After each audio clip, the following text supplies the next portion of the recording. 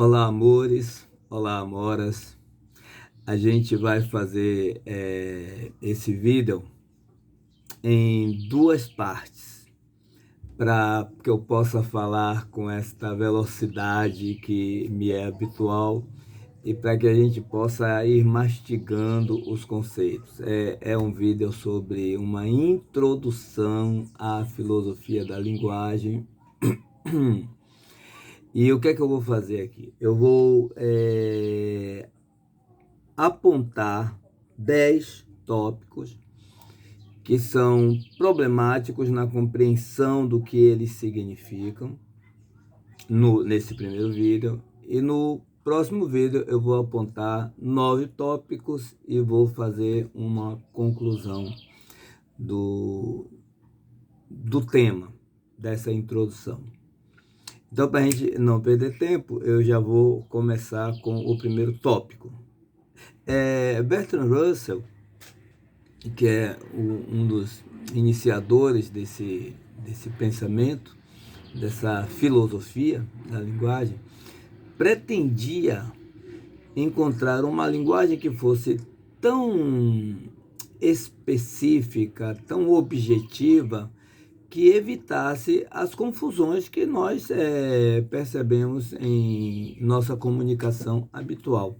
Então, ele vai começar o seu trabalho deixando bem claro que ele não está preocupado em, em como o homem conhece as coisas, mas em como o homem diz que conhece as coisas. Então, veja, é uma filosofia da linguagem totalmente aplicada para o mundo da ciência, para o mundo do conhecimento.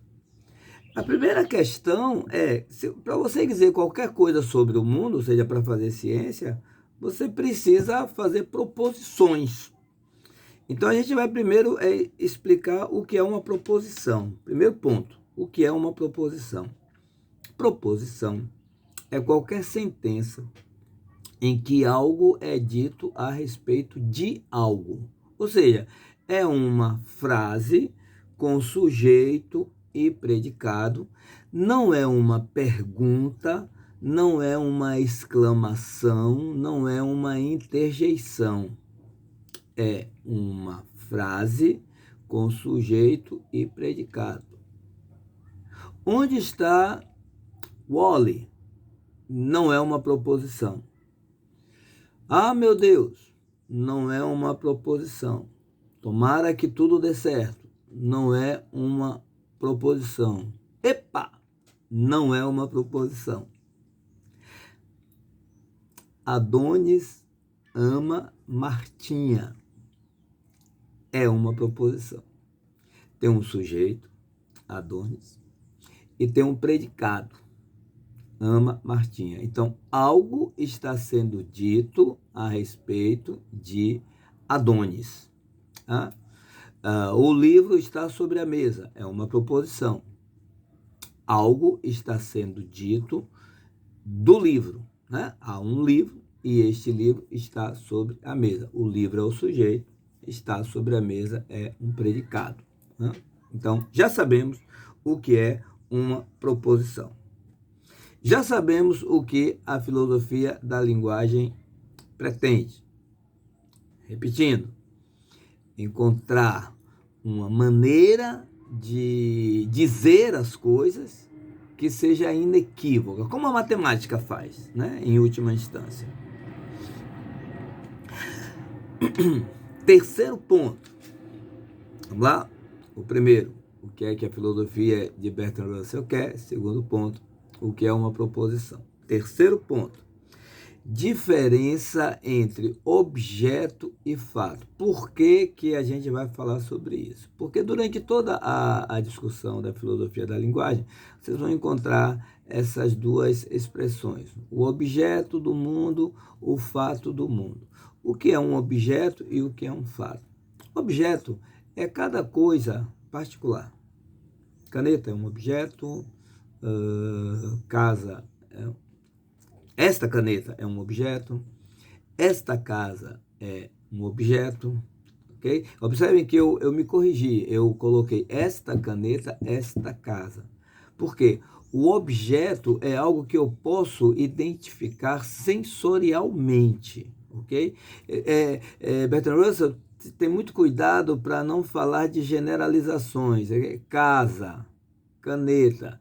Que casa, que caneta? Porque ciência, de novo, se faz com objetos. Objetos que podem ser sensorialmente captados, ou seja, que podem ser captados pelos nossos sentidos. Tá? Fato, diferentemente de objeto, são as relações entre os objetos. Um objeto livro, um objeto mesa. O livro está sobre a mesa. Objetos são identificáveis com uma única palavra. Relações entre objetos são identificáveis com mais palavras. Então, o objeto simples exige apenas uma palavra para o definir, para o indicar. As relações entre objetos, ou seja, os fatos, exigem mais de uma palavra. Ficou bem clarinho aí? Então, já sabemos a diferença entre objeto e fato. Existem fatos, quarto tópico. Existem fatos, ou seja, relações de objetos simples e fatos complexos. O que é um fato simples? É uma descrição da relação de objetos em que só uma coisa está sendo dita. Exemplo: a minha caneta é azul. Pronto, só eu estou falando que há uma caneta, que é a minha, e que ela é azul. Eu estou fazendo uma afirmação simples, é uma sentença simples, é um fato simples. Fatos simples são descritos por proposições simples. Fatos complexos serão descritos por proposições complexas. Proposições simples vão ser chamadas de proposições atômicas. Essas proposições atômicas descrevem fatos atômicos, ou seja, esta caneta é minha, ok? Esta caneta é minha. Este livro está sobre a mesa. Este balde é azul. Fatos simples, expressos por proposições simples. Este balde é azul e esta vassoura é velha. Dois fatos. Proposição complexa. Eu só estou dizendo uma coisa, se eu só quero indicar um fato, proposição simples, atômica. Se eu quero indicar mais de um fato, proposição complexa, molecular. Ok? Feita a distinção entre fato simples e fato complexo, que é a mesma distinção entre proposição simples e proposição complexa. Nesse sentido, é que Bertrand Russell e depois Wittgenstein, no seu primeiro momento, né, na fase do Tractatus, vão dizer que a linguagem é um retrato do mundo. A intenção de Bertrand Russell é dizer exatamente o que está acontecendo, de forma que quem veja entenda exatamente o que é que se quer dizer, né? Como na matemática. A linguagem é um retrato do mundo. Então não há espaço aqui para metafísicas, não há espaço para simbolismos, não há espaço para poesias, para ironias, ok? Aqui é a descrição seca do mundo como ele é. Num fato, eu tenho um sujeito e um predicado. Esse predicado, estamos aqui agora indo para o sexto ponto. Esse predicado pode ser relativo ou absoluto. O que é o fato relativo? Desculpe, o que é o predicado relativo? É o predicado que exige uma outra coisa além do sujeito para que eu possa entender o sujeito. Exemplo.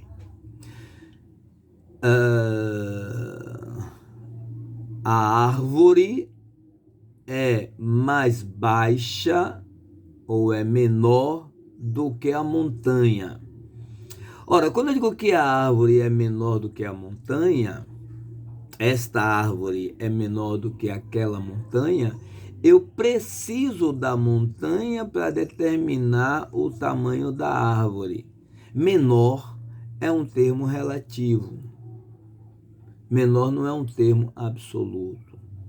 Mas quando eu digo esta árvore é verde, aí eu tenho um predicado absoluto.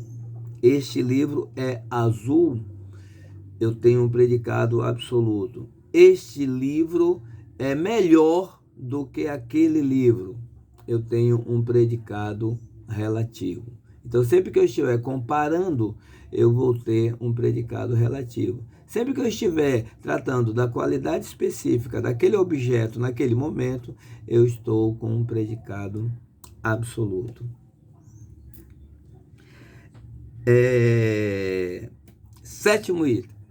Proposições complexas causais.